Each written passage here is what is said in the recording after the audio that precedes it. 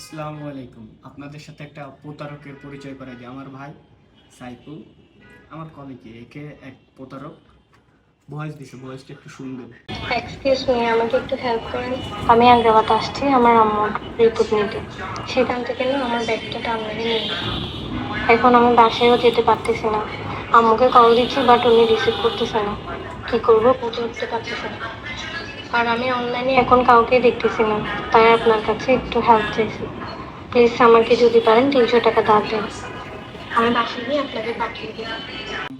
আপনি বিপদে পড়ছেন বুঝতে পারছি, বাট আপনার ব্যাগ নিয়ে গেছে, ফোন নেই নাই, এটা কেমন হয়ে গেল না?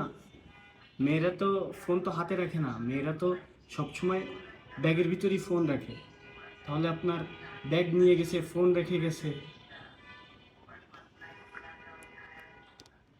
আর আপনার 300 টাকা না, আপনাকে 500 টাকা দিয়ে দিব, প্রবলেম নেই। আপনি ধানমন্ডি আসেন, আগারগাঁও থেকে একটা রিক্সা নিয়ে আসেন। আপনাকে কোনো নাম্বার কিংবা কোনো কিছুতে টাকা দিব না। আপনি সামনে আসেন, যদি 500 টাকারও বেশি লাগে, 1000 টাকা লাগে, সেইটাও দিতে পারবো। আপনি ধানমন্ডি আসেন। আমার সে ভাই যাকে ভয়েস দিছে, দেখেন ছেলেটা পুরো ফুটফুটে একটা ছেলে, মাসুম বাচ্চা।